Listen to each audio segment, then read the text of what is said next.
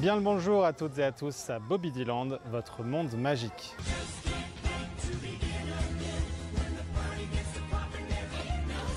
Nous vous ouvrons une fois de plus les portes de l'Académie. Je suis ravi de présenter cette troisième phase pour vous, chers explorateurs du monde magique Bobidiland. Cette émission que vous connaissez donc depuis 2 semaines, où 7 talents s'étaient affrontés face au jury lors des 2 premières phases, prend un tournant.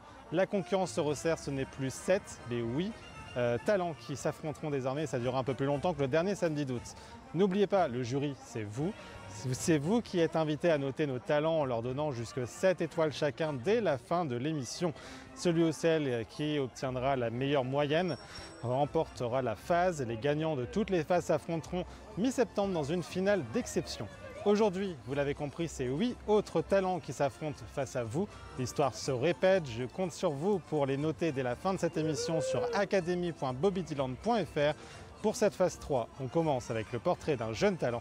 Et quel talent! C'est parti!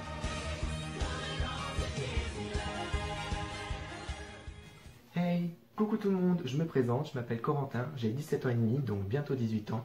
Alors comment vous dire que je vais beaucoup plus souvent à Disneyland Paris? Alors pour me connaître un peu plus, ma passion à moi c'est la danse depuis tout petit. J'ai toujours aimé créer des représentations pour ma famille, créer des chorégraphies. Et depuis ma première venue sur le parc il y a maintenant 5 ans, j'apprends les différentes chorégraphies des spectacles, des shows, des parades de Disneyland Paris. Mes attractions préférées sur le parc sont It's a Small World avec la petite musique entraînante. C'est bon, je vous l'ai mis en tête? Parfait. Et Pirates des Caraïbes. Mes personnages préférés à Disney sont Mickey, bien sûr, Jack Skellington et Stitch. Aujourd'hui, j'ai choisi de vous interpréter comme chanson Le Monde qui est le mien de Hercule. Je ne suis pas du tout chanteur, mais on va voir ce que ça va donner. Bonne chance à tous! Cette musique intervient à un moment du film où Hercule quitte la maison de ses parents adoptifs pour se rendre au temple de Zeus.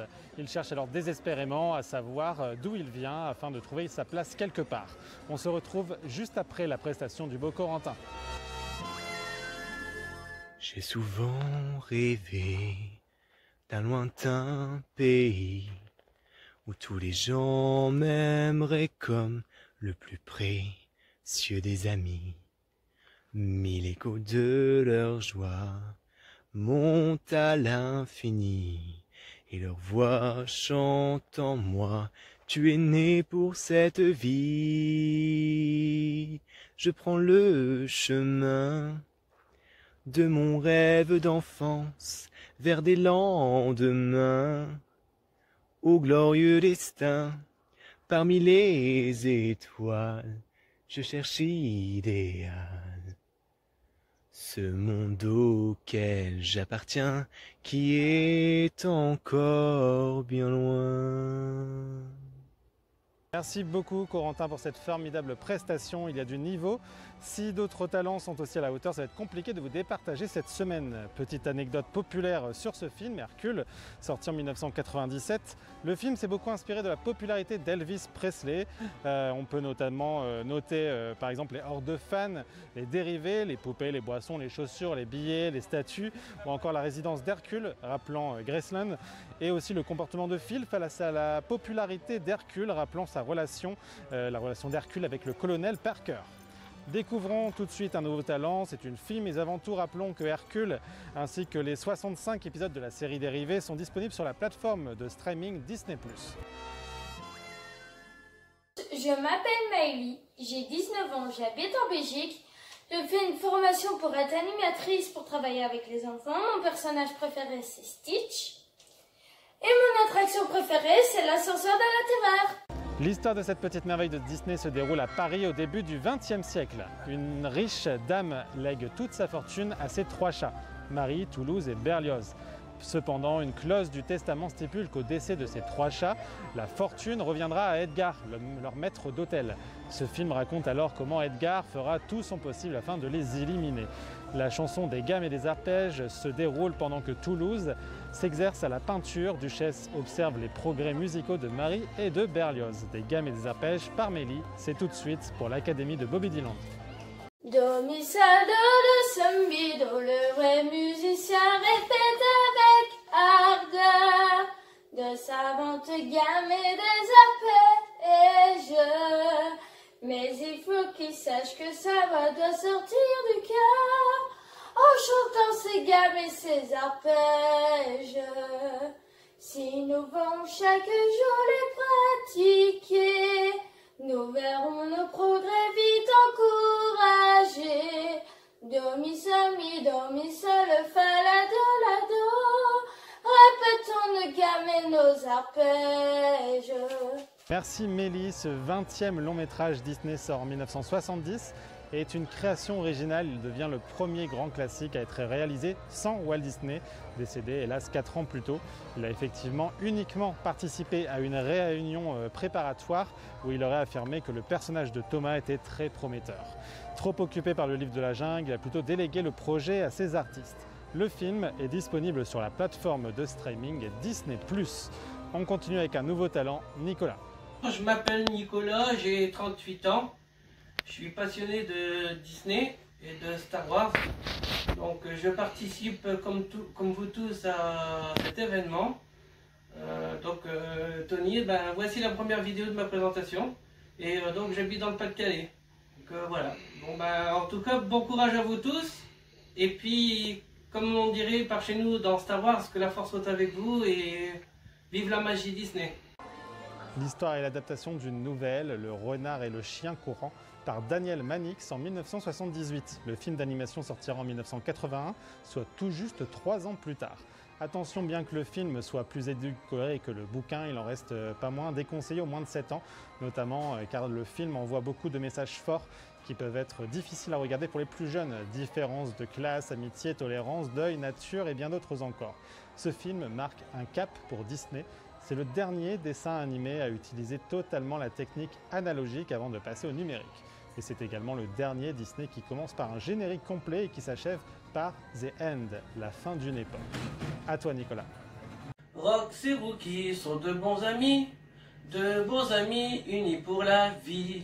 Rox et Rookie, pour eux c'est acquis, personne leur a dit que c'était interdit. Un renardeau qui courait comme un fou dans la forêt a rencontré un petit chien gentil. Tous deux avaient le même âge, l'un des deux était sauvage, l'autre habitait une ferme du pays. Rox et Rookie sont de bons amis unis pour la vie.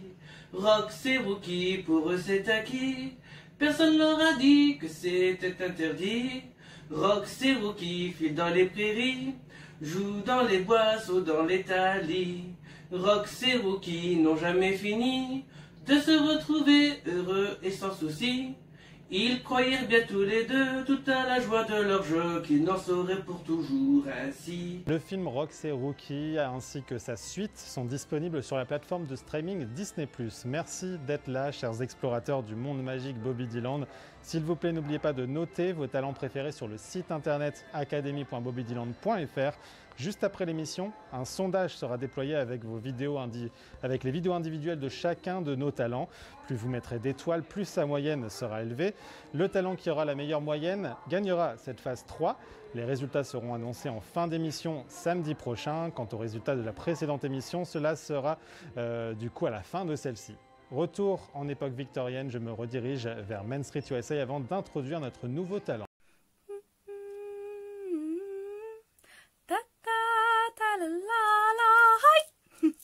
Moi, c'est Minnie Witch. Bien sûr, c'est un nom de scène. Je suis historienne, passionnée d'histoire. J'adore Disney. Que dire de plus sur moi? J'adore aussi tout ce qui est créatif.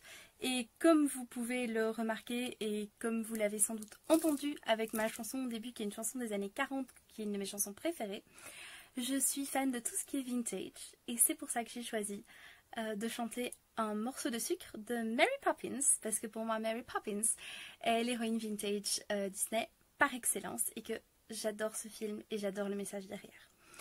En termes de musique, j'aime un peu tout, j'aime la chanson française, le folk, voilà, mais je suis une grande fan de métal et surtout des groupes Sabaton et Nightwish, et mon Disney préféré est Peter Pan. Voilà, bye. Le film Mary Poppins, sorti en 1964, a une importance toute particulière dans l'histoire Disney. Ce n'est pas un film Disney parmi tant d'autres. Le film est remarquable sur plusieurs points, comme le traitement en comédie musicale ou encore le fameux mélange entre prise de vue réelle et animation. Cette chanson intervient en début de film alors que Mary demande aux enfants de ranger leurs jouets. Mary Poppins explique alors en chanson que chaque tâche peut devenir amusante, qu'il suffit de rendre les choses un peu plus fun pour qu'elles passent plus facilement. Le vent est à l'est. Quelque chose qui s'est déjà produit et qui va se produire encore va arriver. C'est le morceau de sucre qui est de la métina coulée, la métina coulée, la métina coulée. Juste un morceau de sucre qui est de la métina coulée, ça nous rend la vie plus belle. L'oiseau qui fait un nid d'où il n'a guère le temps de se reposer, il doit chercher des brins d'herbe et de bois. Bien que pris par ses occupations, il siffle l'air gai d'une chanson, ce qui rend surtout travail beaucoup moins long.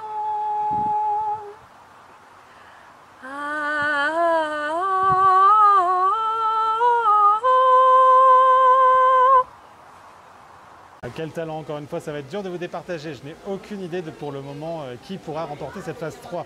Ce merveilleux film, Mary Poppins, recueillait beaucoup de très jolies musiques, mais parmi les musiques du film, c'est Nourrir les petits oiseaux, qui a une particularité, c'est la première chanson à avoir été entièrement écrite par les frères Sherman, et c'était la préférée de Walt. On raconte effectivement qu'il en versait une larme à chaque fois qu'il l'entendait. Le film est disponible sur la plateforme de streaming Disney+, tout comme Dans l'ombre de Marie. La suite récente, Le retour de Mary Poppins, non, car la loi française n'autorise pas pour le moment la mise en ligne des contenus de la sorte passés au cinéma 3 ans avant leur sortie. Le second volet est en revanche disponible en VOD. On continue avec notre nouveau talent, Nono. Je m'appelle Noah, j'ai 15 ans. Je vais vous interpréter la musique Dans le joyeux royaume des fantômes, version francisée dans Disney Chantons ensemble, de la célébrissime musique Grim Grinning Ghost. Cette musique apparaît pour la première fois dans l'attraction Haunted Mansion le 9 août 1969 à Disneyland en Californie. La musique a été écrite par X Atencio, l'imagineur juste là. C'est la même personne qui a écrit la narration du début ainsi que Yo Ho A Pirate's Life for Me de l'attraction Pirates of the Caribbean. Et elle a été composée par Norman Baker, dit Buddy. Puis les versions s'est déclinées dans toutes les Haunted Mansion, donc à Magic Kingdom le 1er octobre 1971, puis à Tokyo Disneyland le 15 avril 1983, et la dernière version est à Disneyland Paris le 12 avril 1992 à Phantom Manor. Mais la version de Disneyland Paris est modifiée car au thème de la musique est ajouté le thème jazzy de la scène. Voilà, vous en connaissez un peu plus sur cette chanson. Phantom Manor est un incontournable. Vous aurez la blinde d'anecdotes sur le documentaire officiel de Disneyland Paris sur l'attraction. Si vous ne le connaissez pas, je vous remets le lien juste en dessous. Un livre est même sorti et actuellement disponible à la boutique The Storybook Store pour $19,99. Bref, on se retrouve juste après pour une anecdote qui, elle, ne semble être ni dans le documentaire ni dans le livre, sans plus attendre la prestation de Nono.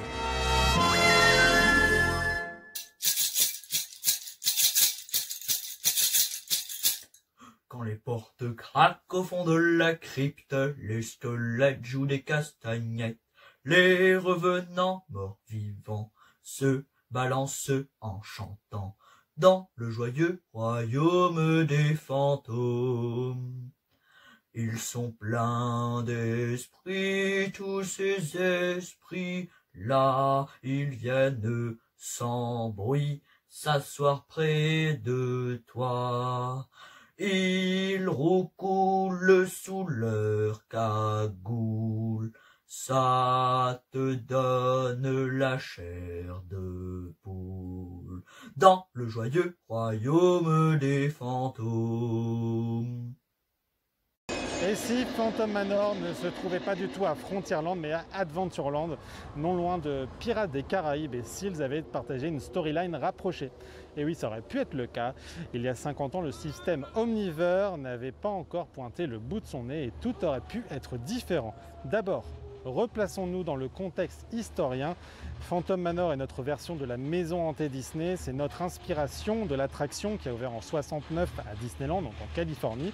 Et cette attraction, Haunted Mansion, a ouvert avec dans le land New Orleans Square. New Orleans Square, c'est une place inspirée de la ville de la Nouvelle-Orléans en Louisiane au 19e siècle. Le Land est unique à ce parc et a été créé après l'ouverture inaugurée par Walt Disney et le maire de la Nouvelle-Orléans le 24 juillet 1966. Concernant le système Omniverse dont je vous parlais tout à l'heure, il s'agit d'un système de transport utilisé dans les Dark Rides, parcours scéniques créés pour les parcs Disney et généralisé ensuite au fur et à mesure un peu partout. Cela a été créé pour donner une expérience de type cinématographique et a forcé le point de vue des invités selon les désirs des Imagineers. Le système consiste en une chaîne de véhicules longeant un rail caché sous le sol. Voilà, maintenant vous connaissez le contexte avec le principe du Land et du système Omniverse. Vous allez comprendre à quel point le concept d'une attraction comme Phantom Manor sur l'univers de Pirates des Caraïbes n'est pas forcément des plus ridicules. En effet, la haute nappe phréatique du Land New Orleans Square fait penser à une vieille maison de plantation submergée de marécages. Nous sommes dans les années 60 et les Imagineers travaillaient sur les futures idées d'attraction. Pirates des Caraïbes n'est pas encore acté, Haunted Motion encore moins, mais une idée germe d'une attraction avec des bateaux flottants dans un manoir hanté et inondé d'eau boueuse. Walt a vu les concept art et a refusé sous prétexte qu'il y avait déjà assez trop de balades en bateau dans les parcs. La maison aurait été la propriété d'un célèbre pirate fantôme. Fin 63, Walt Disney décide que Pirates des Caraïbes, qui ouvrirait en 67, serait une attraction en bateau avec une cascade. Il n'est plus du tout donc question de faire une autre attraction avec des bateaux fantômes. L'envie de continuer la création d'une attraction autour des fantômes s'intensifiera de manière à la raconter avec une autre manière de la raconter également, ce qui créera alors le fameux système Omniverse. Bon, c'est intéressant tout ça, mais on a assez papoté. Je suis sûr que nos deux derniers talents attendent avec impatience leur tour. On découvre une collègue et amie qui a bien voulu se prêter au jeu, la formidable Chiara. Salut tout le monde! Je suis Chiara. Je suis née à Naples, en Italie. J'ai toujours aimé la magie Disney. Et la première fois que j'ai visité le parc Disneyland, c'était en mai 1998, pour mon anniversaire, mon 5e anniversaire. Et je rêvais d'être Casmember. Et là, je le suis devenu. Voilà, je travaille chez Impo. Et vraiment, rêver, c'est un métier. C'est magnifique. La chanson que j'ai choisie, c'est Le Bleu Lumière de Vaiana. J'ai choisi cette chanson parce que j'adore ce personnage. Elle est une fille courageuse, très attachée à sa terre et à sa famille, comme moi. Bisous! Cette chanson se déroule lorsque Vaiana, l'héroïne, propose d'aller au-delà de la mer du Corail, mais que son père refuse et lui interdit d'y aller. Mais Vaiana ne comprend pas pourquoi son père refuse et pourquoi elle est autant attirée par la mer. Elle ne résiste pas à l'appel du large. Le bleu du ciel n'est pas le bleu de la mer, ce bleu que moi je préfère, sans vraiment savoir pourquoi. J'aimerais d'en rester fidèle à ma terre, oublier le vent éphémère, j'ai essayé tant de fois. J'ai beau dire je reste, je partirai pas, chacun de mes gestes, chacun de mes pas me ramène sans cesse malgré les promesses vers ce bleu lumière. L'horizon où la mer touche le ciel, elle m'appelle, cache un trésor que tous ignorent. C'est le vent doucement qui s'élève et me révèle le bleu de l'eau. Si je pars, j'irai plus loin, toujours plus haut. Oh, oh, oh, oh, oh. Merci beaucoup Chiara, quelle voix. Je vous l'avais dit que ce serait compliqué de départager nos talents. Vous pourrez lui attribuer une note de 1 à 7 à la fin de cette émission sur academy.bobidyland.fr et le vainqueur sera sacré finaliste de cette phase 3 pour une finale d'exception qui aura lieu en mi-septembre. Petite anecdote sur le film quand même, vous me connaissez, je vais toujours tenter de vous apprendre un petit truc. L'héroïne doit rendre son cœur à la déesse Tefiti pour sauver l'océan des ténèbres et aussi rendre à son peuple le désir de naviguer. Depuis 1000 ans, personne n'a quitté son île natale. une idée qui est née d'un fait historique, et oui, la réelle interruption brutale et inexpliquée, toujours aujourd'hui, de la colonisation des îles polynésiennes il y a quelques milliers d'années. Le film Vaiana est disponible sur la plateforme de streaming Disney+. On continue tout de suite avec un nouveau talent. Bonjour à tous, je m'appelle Christophe, j'ai 45 ans, je vis en Isère. Mon meilleur ami, qui est fan Disney lui aussi, m'a envoyé le lien pour participer à ce concours. Donc moi qui adore chanter, qui suis fan Disney, je me suis dit pourquoi pas. Là, je vais vous chanter Ce rêve bleu d'Aladin, qui est mon personnage préféré. Bonne journée à tous. Cette chanson arrive à un moment culte du film Aladdin, sorti en 1992, lorsque notre héros, déguisé en prince Ali Baba, tente de séduire la princesse Jasmine sur son balcon. Aladdin lui montre alors son fameux tapis volant et lui propose de sortir du palais et de voir le monde. Il lui dévoilera alors sa véritable identité. Je vais t'offrir un monde aux mille et une splendeurs. Dis-moi, princesse, n'as-tu jamais laissé parler ton cœur? Je vais ouvrir tes yeux aux délices et aux merveilles de ce voyage en plein ciel, au pays du rêve bleu. Ce rêve bleu, c'est un nouveau monde en couleur, où personne ne nous dit, c'est interdit de croire encore au bonheur. Ce rêve bleu, je n'y crois pas, c'est merveilleux. Pour moi c'est fabuleux, comme dans les cieux, où nous faisons ce rêve bleu à deux. Aladdin est bien entendu disponible sur la plateforme de streaming Disney+, mais la loi française n'autorise pas encore son remake en live action. Le film a très bien été récompensé, notamment pour sa musique. En effet, la bande originale du film a reçu l'Oscar de la meilleure bande originale, le Grammy Award de la meilleure chanson et le Golden Globes de la meilleure bande originale et de la meilleure chanson. Sans plus attendre, découvrons un dernier talent. Je me dirige aux origines ou presque des films d'animation. Rendez-vous dans moins d'une minute du côté de Fantasyland.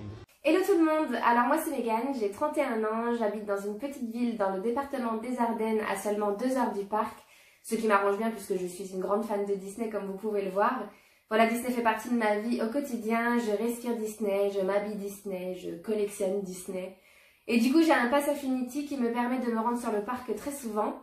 Mon attraction préférée c'est la Tour de la Terreur. J'aime beaucoup rencontrer plein de personnages quand je suis sur le parc. Ma princesse préférée c'est Belle et mon Disney préféré est donc La Belle et la Bête. Voilà, donc ma passion s'étend aussi à l'art puisque j'aime beaucoup dessiner les personnages Disney. Je chante et je fais de l'imitation des voix parlées et chantées de ces personnages. Mon rêve d'ailleurs ce serait de pouvoir prêter ma voix un jour à un nouveau personnage dans un futur Disney. Je suis aussi fan de cosplay. Donc voilà, j'espère que la vidéo que je vous ai préparée va vous plaire. Il s'agit donc de Un sourire enchantant de Blanche-Neige.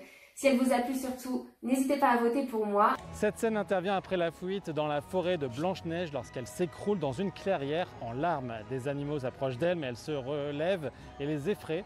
Après les avoir rassurés, elle demande aux oiseaux ce qu'ils font quand tout va mal. Ceux-ci répondent alors qu'ils chantent. Joyeuse, Blanche-Neige entonne alors une chanson pour se remonter le moral, tandis que les animaux de la forêt se regroupent autour d'elle pour l'écouter.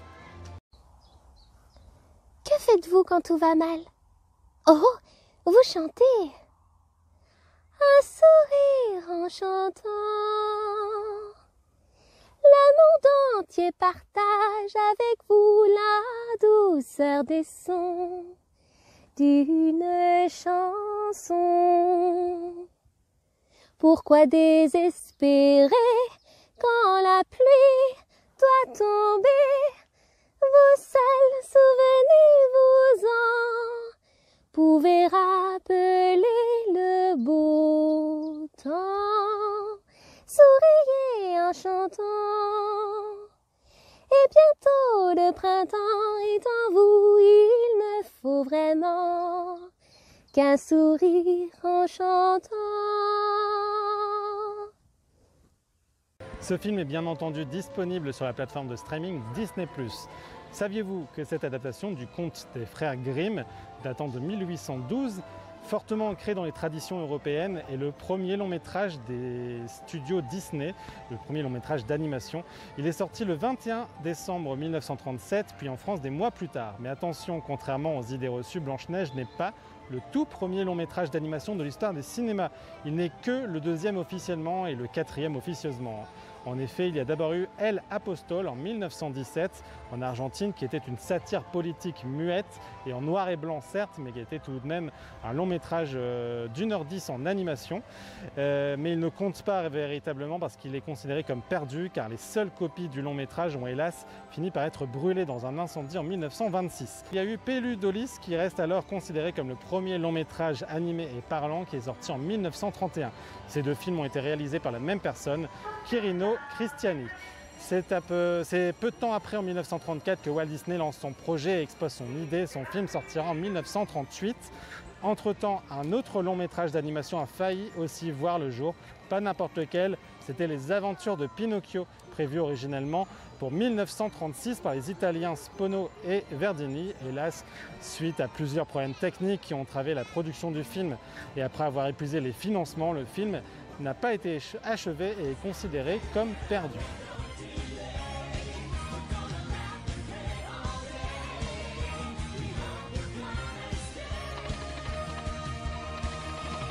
Il est maintenant temps de vous dévoiler le nom du vainqueur pour l'émission de la semaine dernière. Cléa, félicitations à toi, tu deviens la deuxième finaliste de l'Académie de Bobby Dylan aux côtés d'Émilie et de l'un des talents du jour.